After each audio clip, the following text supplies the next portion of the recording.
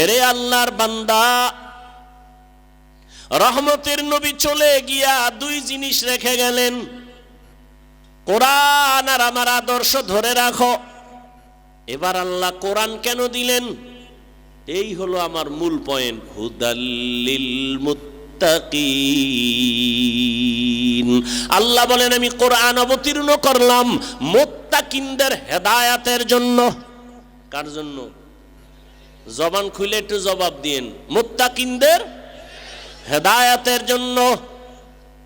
কোরআন শরীফে আর একটা আয়াতে আল্লাহ বলেন আমি কোরআন শরীফ কেন পাঠাইলাম।